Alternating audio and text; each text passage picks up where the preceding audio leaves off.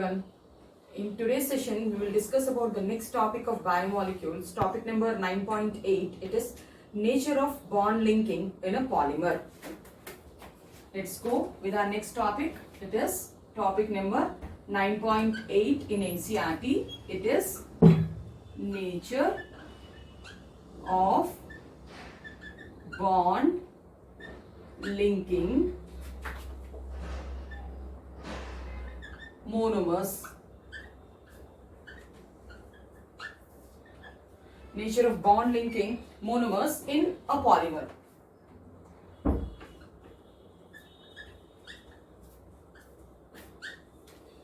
So let us discuss on this topic.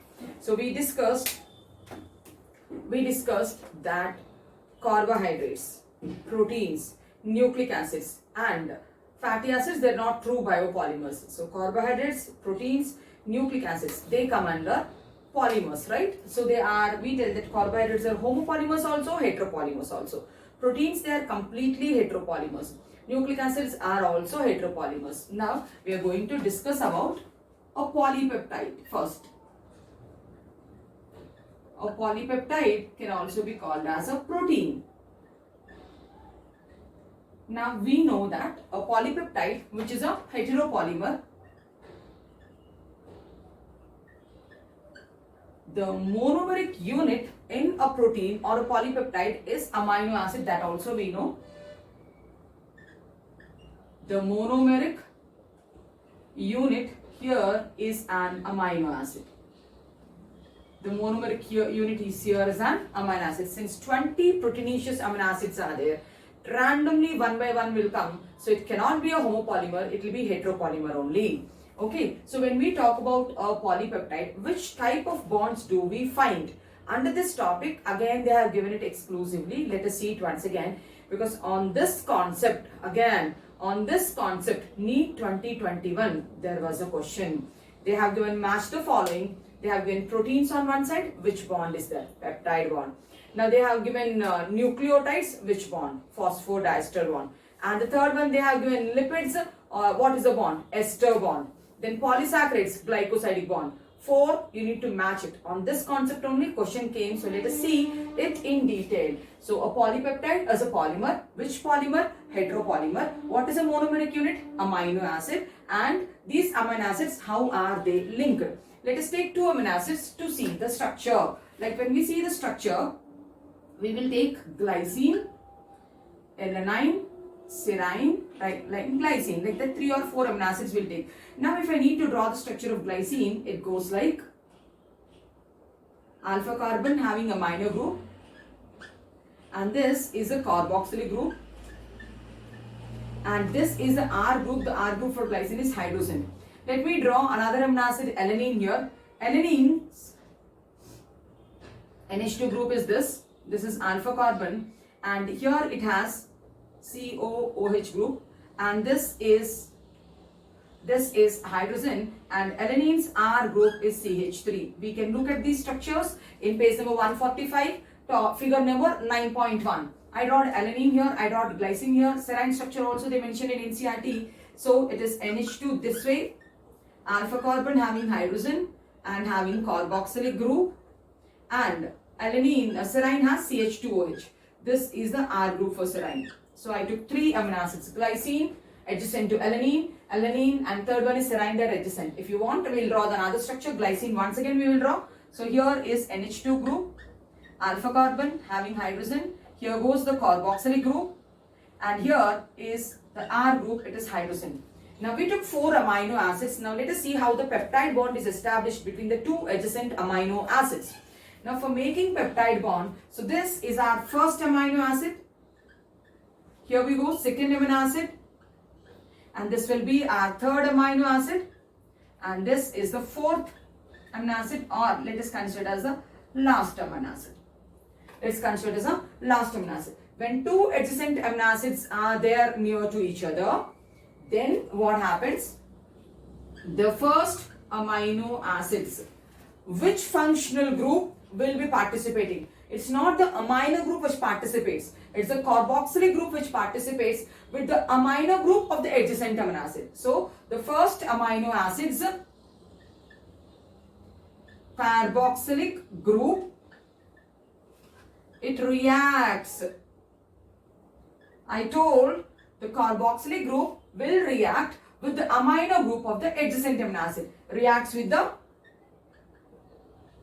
amino group of the next amino acid.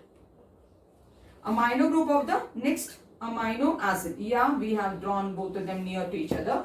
And this reaction, formation of peptide bond, is a dehydration reaction. Removal of water molecule involves here. Let us see from where are we going to remove the water molecule. Now we will draw this NH2 hydrogens, ma. I will take one hydrogen here and I will take another hydrogen here. So for our better understanding, we are converting that hydrogens into NH and H. Here also hydrogen and hydrogen. Now from where are we going to remove the water molecule? OH from here and H from here. Similarly, OH from here, H from here. Similarly, OH from here, H from here. So, the formation of each peptide bond, the first amino acids, OH group from the carboxyl group, picks up hydrogen from the amino group to make a peptide bond. So, as I showed you, we need to remove these groups. So, we are doing that. We remove this water molecule. So when you remove the water molecule, bond gets formed. This bond is called as peptide bond. This bond is called as peptide bond. It's a trans bond because functional groups CO group is on the top and NH group is on the bottom. So if NH is also on the top, it will be a cis bond. NH is on the bottom, O is on the top. So it is one peptide bond. Now here also we should do that. So means, what are we telling? There is a removal of water molecule. Since water molecule is removed, we call it a dehydration reaction. So here also do the same thing. Remove OH and H and make a bond. Then call that bond as a peptide bond. And in order to make us more clear, we are showing it like this. This is another peptide bond. Here also do the same thing. Remove OH and H. Remove OH and H. Make a peptide bond. So, 3 water molecules I removed. 3 peptide bonds I formed between 4 amino acids. Then, this particular peptide is called as tetrapeptide. 1, 2, 3, 4 amino acids are there. When 4 amino acids are joined, it will become a tetrapeptide. It will become a tetrapeptide. And how many amino acids are participating here? 4 amino acids are participating. How many peptide bonds are formed? 1, 2 and 3. 4 amino acids joined by 3 peptide bonds. Joined by 3 peptide bonds, and formation of peptide bond is a dehydration reaction. It's a dehydration reaction. Now, if you consider this as a polypeptide chain or a tetrapeptide chain, the first amino acids, which group is free? The first amino acids, amino group is free. The last, all the 2 hydrogens are intact with it. The last amino acids, which group is free? So the COH group is intact. So that is why we call the last end as a C-terminal end. We call it as a C-terminal end. And this end, we call it as a N-terminal end. We call it as an N-terminal end. Now what we draw is a polypeptide chain to see how the peptide bonds have been formed between the adjacent amino acids, right? So in a monomer and polymer, we finished our first category. The first category goes with a protein molecule. Now let's talk about another linkage. The other linkage is glycosidic bond seen between adjacent sugars. How is it formed? And even that is also a dehydration reaction only. So let's go with the second polysaccharide, polymer. What is that called? Polysaccharide. The first polymer we talked about polypeptide. The second polymer will be polysaccharide. Saccharide means sugar. Many sugars will make a polypeptide. So let's discuss with that. So we finished about polypeptide. I'm writing it here. Now the second one, a polymer which we are talking, is a polysaccharide.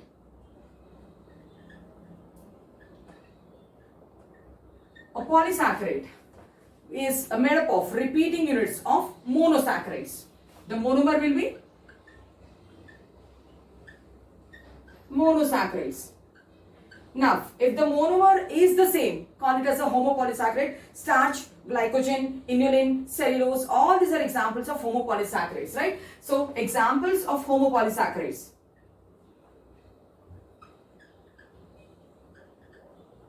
If you have to see the examples of homopolysaccharides, I'm telling take it down. It is starch, it is glycogen, cellulose, inulin, even chitin also is a homopolysaccharide. Now, if we have to discuss about heteropolysaccharides, the monomeric units are different. So then we'll call it as heteropolysaccharide.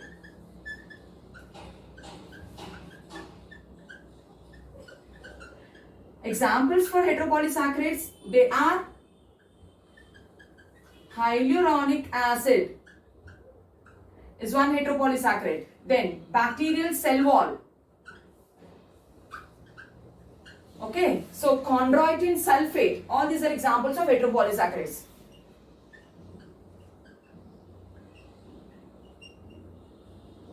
These are examples of heteropolysaccharides. So let it be a homopolysaccharide or heteropolysaccharides, the repeating units are sugars then. Now, how are the existing sugars linked with each other? Now let us see that. So now let us draw two sugars. So let us take glucose, another glucose, another glucose, another glucose. How are they joined with each other? How do they establish linkage between them? So as we know, a glucose will make a pyranose ring. Here is one glucose, second glucose, third glucose,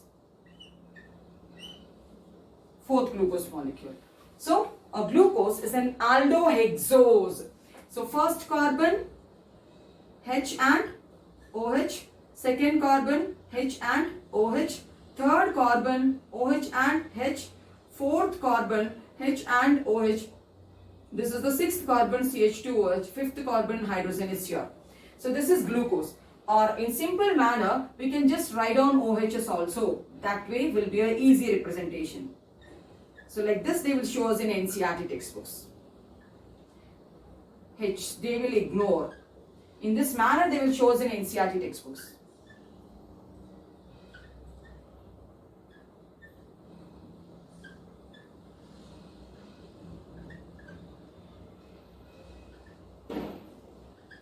So we are drawing few glucose molecules, so it will be a better representation for us to understand more clearly. So I took 4 glucose molecules. In the previous board we have seen 4 amino acids. Now we are seeing 4 glucose molecules here, and let us see how the linkages are getting established here. Now if you see, this is carbon number 1 of the first glucose, and 1, 2, 3 carbon atom 4 of the next glucose. Carbon atom 4 of the next glucose. So which carbon atoms are adjacent to each other means 1 is adjacent with 4. 1 is adjacent with 4. Now I told it's a dehydration reaction. Let's do that. In dehydration reaction, remove water molecule H2O. See what I am doing. Water molecule gets removed off. Here also we need to do water molecule getting removed off. Water molecule getting removed off. Now when you remove the water molecule,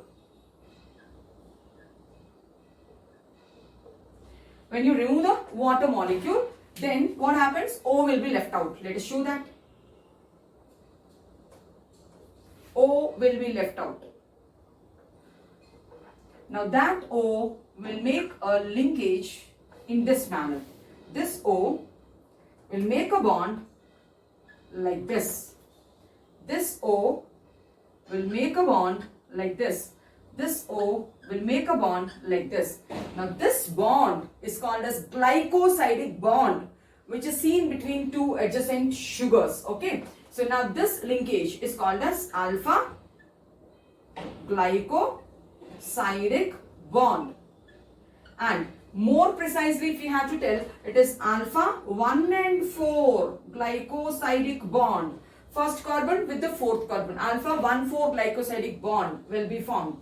Such type of linkages you find it in cellulose, you find it is you find it in starch, and you find it in glycogen. Right? In cellulose it is beta linkages. So these are alpha linkages we are telling. Then another thing is how to say a beta glycosidic bond. And what is beta glycosidic bond? We'll just see. Now if H and OH are in this manner of representation, then we will remove H from here and OH from here, this O will make an established linkage like this. This linkage is called alpha linkage. And if it is in opposite manner, OH and H and OH, then when we remove water molecule, we'll remove H from here, we'll remove OH from here, then this O will make a linkage in this manner. Now this is called beta linkage. This is alpha linkage and this is beta linkage. So between adjacent amino acids in a polypeptide, the bond what we have seen is peptide bond. And between polysaccharides, in a polysaccharide, between adjacent monosaccharides, the bond what we have seen is, here it is, glycosidic bond, which is also a dehydration reaction. Now, let us see what is the bond seen in a third type of polysaccharide biomacromolecule, which is nucleic acid, and how is the bond formed, right? So, we finished the second polymer, which is polysaccharide. Now, let's go to the third polymer. As I told, it is nucleic acid, biomacromolecule, which is nucleic acid, which is also a heteropolymer made up of nucleotides, right? So, let us talk about the third one, nucleic acid. The monomeric nucleic acid is called as a polynucleotide. The monomeric units of nucleic acid are nucleotides. Now, how are the adjacent nucleotides joined to make a polynucleotide? Let us see that. Now, examples of nucleotides are ATP, GTP, CTP, TTP. We'll do that. So, we will take ATP and we will see how it is linked to GTP. We will see how it is linked to TTP. So, let us draw the structure of ATP first. Instead of drawing the complete adenine, just I am writing A. And I am writing DATP, deoxy ATP. Means from the second place I removed the oxygen, I made it deoxy. Now, ATP means here it is having 3 phosphates. Here is the first phosphate, attach the second phosphate, go to the third phosphate. Double bond O, double bond O, double bond O, OH here, OH here, OH here. Now what did I draw? I draw the structure of DATP. I draw the structure, means I am drawing DNA structure. Deoxy ATP I draw. So instead of writing the complete adenine purine, I just showed adenine in this manner. Now let me draw GTP also. Now,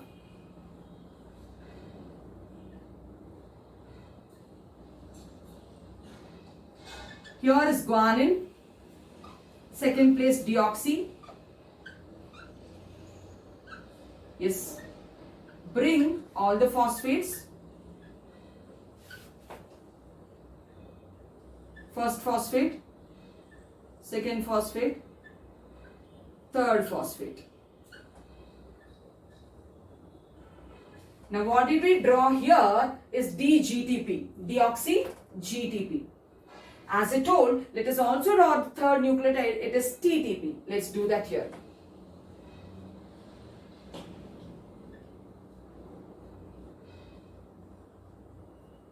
Thymine,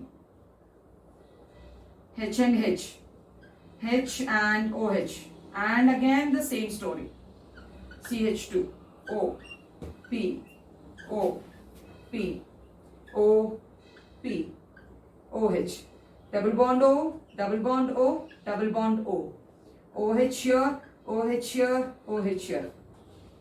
How to establish the linkage between the adjacent nucleotides like ATP, GTP, TTP means, now again here also it involves removal of water, means it's again the dehydration reaction. So this is first carbon, second carbon, third carbon. First carbon, second carbon, third carbon, fourth carbon, this is fifth carbon.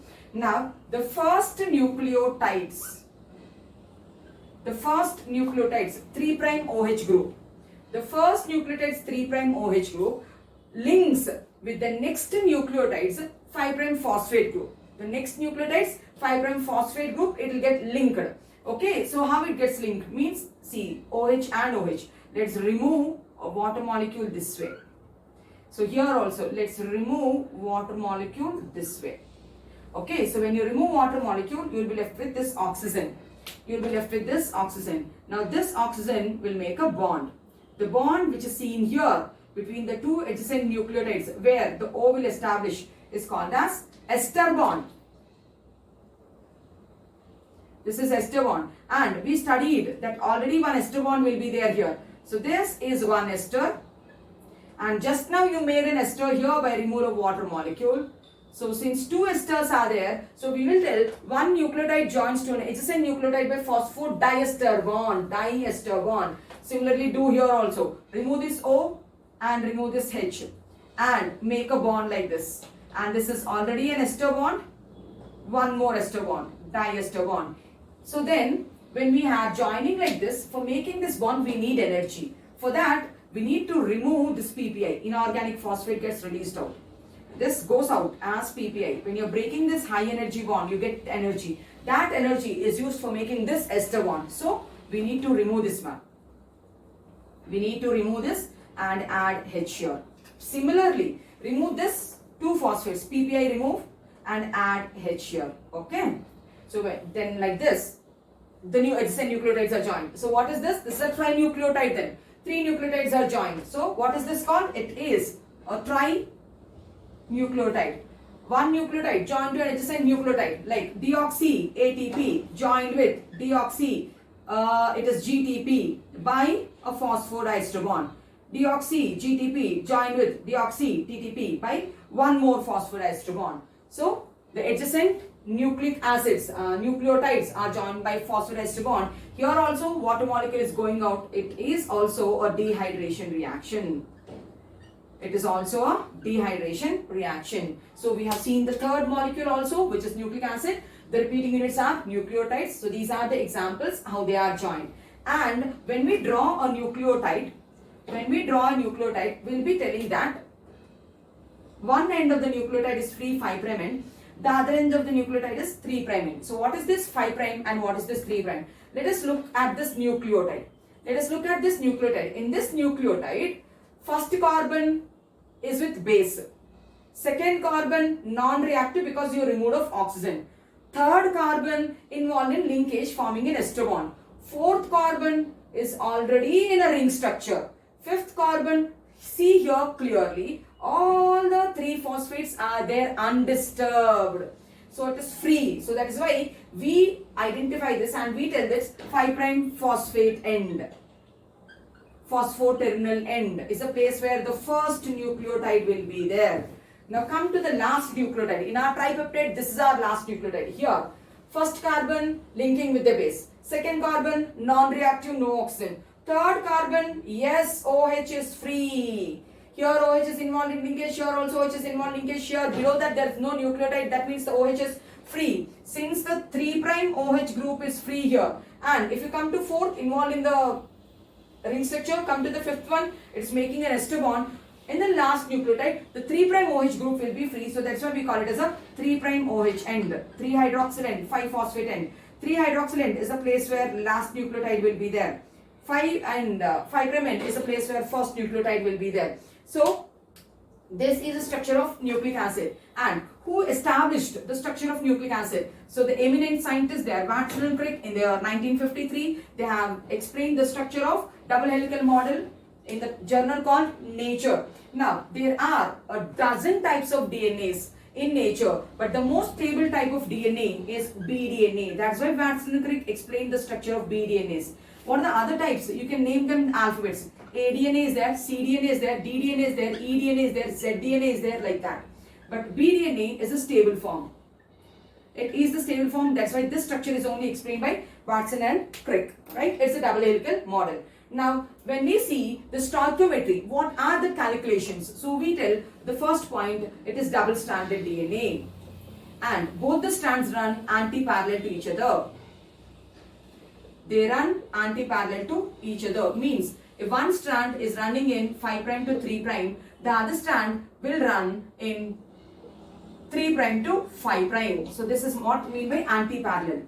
Then, per turn, how many base pairs are there? If this is a DNA, this is the helix. Per turn, 10 base pairs per turn. Now, one turn makes a complete rotation of 360 degrees.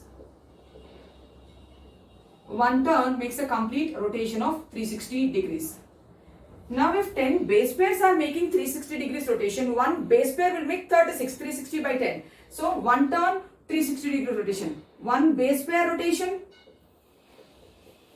will be 360 by 10. So it will be 36 degrees rotation it will make. Okay. Now what is the diameter of the helix? This is the diameter of the helix. So the diameter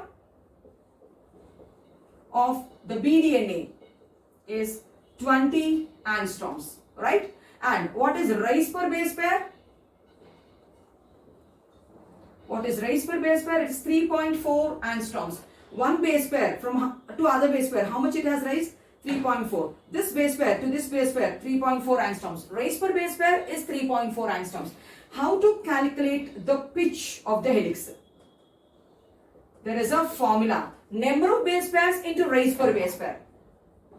Number of base pairs into rise per base pairs. Number of base pairs, I told 10 base pairs per turn. 10. Rise per base pairs, we have seen here 3.4 angstroms. So then 10 into 3.4 angstroms, the pitch will be 3.4 angstroms, it will be 34 angstroms. Or you can write 3.4 nanometers. In terms of nanometers we can write, in terms of angstroms we can write, right? And I told it's a right-handed helix. It is a right-handed helix, right? And this is about the information about nucleic acid which is given by Watson and Crick in the journal called Nature in the year called 1953.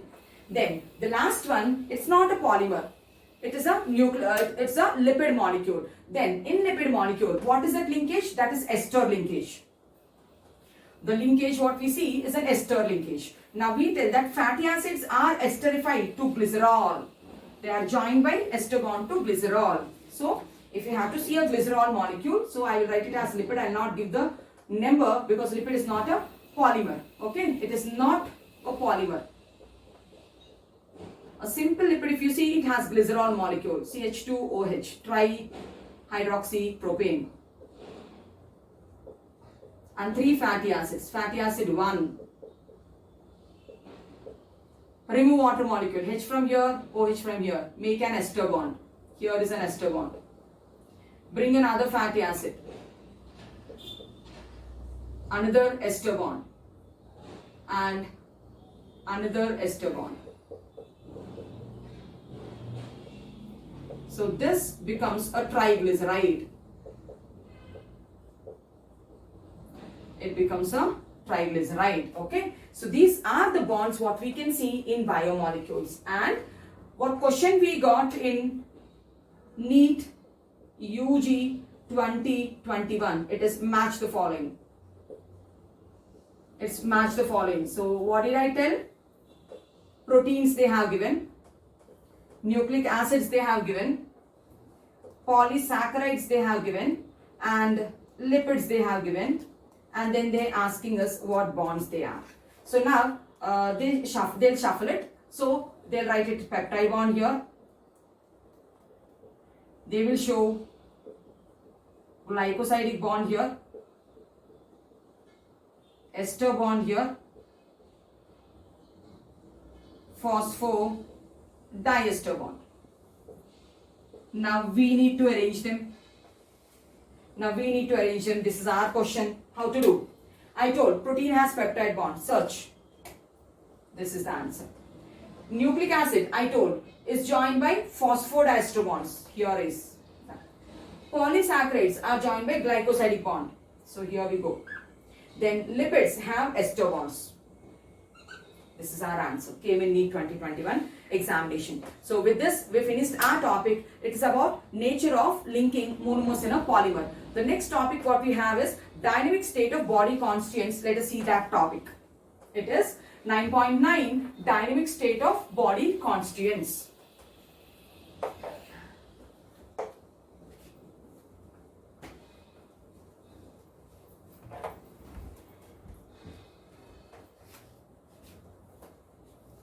Dynamic state of body constituents.